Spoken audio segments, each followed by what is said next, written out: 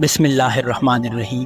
بخاری اور مسلم میں بنی اسرائیل کے ایک قاتل کا واقعہ نقل کیا گیا ہے۔ حضور اکرم صلی اللہ علیہ وسلم نے اللہ کے ہاں توبہ کی قبولیت سے متعلق صحابہ کرام رضوان اللہ علیہم اجمعین کے سامنے بنی اسرائیل کے قاتل کا نہایت خوبصورت اور ایمان افروز واقعہ بیان فرمایا کہ بنی اسرائیل میں ایک شخص چوری، ڈکیتی اور قتل میں بہت مشہور تھا اور نہایت معمولی بات پر کسی کو قتل کر دیتا تھا۔ ہوتے ہوتے اس کے ہاتھ سے 99 افراد کا قتل ہو چکا۔ اس کے بعد اس کے دل میں احساس پیدا ہوا کہ مجھے بھی تو اللہ کے ہاں جانا ہے۔ چنانچہ یہ فکر بڑھتا رہا اور لوگوں سے معلومات کرتے ہوئے سرگرداں پھرنے لگا کہ کیا میری توبہ قبول ہو سکتی ہے یا نہیں۔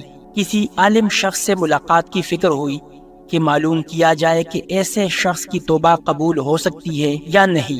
لوگوں نے ایک عابد شخص کے پاس جانے کا مشورہ دیا۔ اس شخص نے اس کے پاس جا کر مسئلہ معلوم کیا کہ کیا میری توبہ قبول ہو سکتی ہے اور کیا میری مغفرت ہو سکتی ہے جبکہ میں نے 99 انسانوں کی جان مار دی ہے۔ اس عابد کو مسئلہ معلوم نہیں تھا تو اس نے اپنی عقل سے قیاس آرائی کی کہ جو آدمی 99 انسانوں کی جان مار سکتا ہے اس کی مغفرت کہاں سے ہوگی۔ چنانچہ اس نے کہہ دیا کہ تیری توبہ قبول نہیں ہوگی۔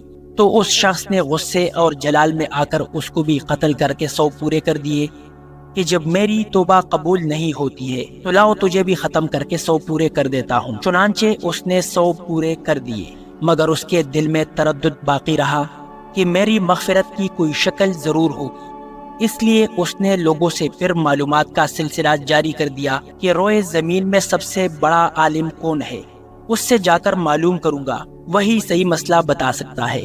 آخر لوگوں نے اس کو بتلایا کہ فلاں جگہ ایک عالم رہتا ہے، اس سے جا کے معلوم کرو۔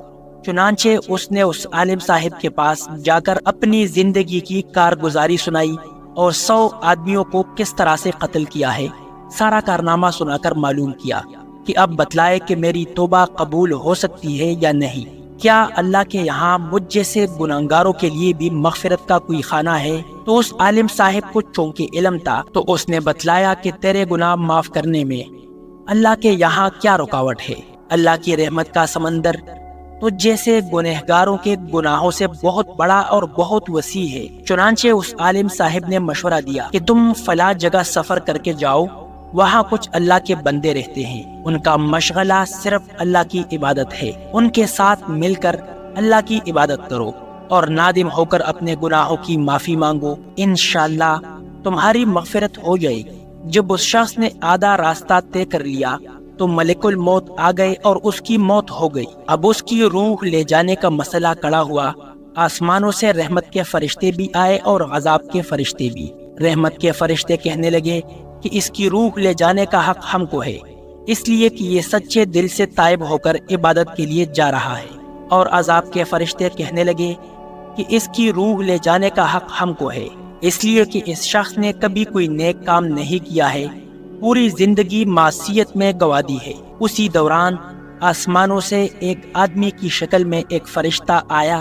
بعض روایات سے معلوم ہوتا ہے یہ آنے والا فرشتہ حضرت جبریل امین علیہ السلام تھے۔ چنانچہ اس فرشتے نے تشریف لا کر ان دونوں طرح کے فرشتوں کے درمیان یہ فیصلہ کیا کہ دونوں طرف کی مسافت ناپ کر کے دیکھ لو کہ جہاں سے آ رہا ہے وہاں کی مسافت قریب ہے یا جہاں جا رہا ہے وہاں کی مسافت، لہٰذا جہاں کی مسافت قریب ہو اس شخص کو وہاں والوں میں شمار کر دیا جائے۔ چنانچہ دونوں طرف کی زمین ناپ کر دی گئی تو جہاں جا رہا تھا وہاں کی مسافت جہاں سے آ رہا تھا اس کے مقابل میں صرف ایک بالش قریب ہے۔ چنانچہ فیصلہ ہوا کہ مقام معصیت سے مقام عبادت صرف ایک بالش قریب ہے، اس لیے رحمت کے فرشتوں کو اس کی روح لے جانے کا حق ہوگا۔ چنانچہ اللہ کی طرف سے اس کی مغفرت کا اعلان ہو گیا۔ ایک روایت میں آتا ہے، قتادہ رضی اللہ عنہ فرماتے ہیں، حسن نے فرمایا کہ ہم سے یہ ذکر کیا گیا ہے کہ اس شخص کے پاس جب ملک الموت آیا تو وہ شخص سینے کے بل اس سرزمین کی طرف گھسیٹا گیا۔ حدیث قدسی میں آتا ہے کہ میں اپنے بندے کے ساتھ اس کے گمان کے مطابق ہوتا ہوں اور وہ مجھے جہاں بھی یاد کرے میں اس کے ساتھ ہوں۔ بخدا اللہ تعالیٰ اپنے بندے کی توبہ سے اس سے زیادہ خوش ہوتا ہے جتنی خوشی تم میں سے کسی ایسے شخص کو ہوتی ہے جس کا جانور بیابان میں گم ہو کر پھر اسے مل جائے، اور جو شخص ایک بالش میری طرف آتا ہے میں ایک ہاتھ اس کے قریب ہو جاتا ہوں، اور جو شخص ایک ہاتھ میرے قریب آتا ہے میں اس کے ایک باہ یعنی پھیلائے ہوئے دونوں ہاتھوں کے درمیان کی مسافت قریب ہو جاتا ہوں، اور جب وہ میری طرف چل کر آتا ہے تو میں اس کی طرف دوڑ کر آتا ہوں۔ معلوم ہوا کہ انسان جب بھی سچے دل کے ساتھ توبہ کرے گا تو اللہ تعالیٰ ضرور قبول فرمائیں گے انشاءاللہ۔ یہ واقعہ خصوصاً ان حضرات کے لیے حوصلہ افزائی اور معاونت کا سبب ہے جو کہ بڑے بڑے گناہ کر کے اب مایوسی کی زندگی گزار رہے ہیں، کیونکہ شیطان انہیں مایوس کرتا ہے۔ بہرحال گنہگاروں کو شیطان کی باتوں میں آ کر مایوس نہیں ہونا چاہیے، بلکہ اللہ کی رحمت سے اچھی امید رکھ کر سچی توبہ کے ذریعے اپنے آپ کو پاک صاف کر لینا چاہیے۔ اللہ تعالی ہم سب کو عمل کرنے کی توفیق عطا فرمائے، آمین۔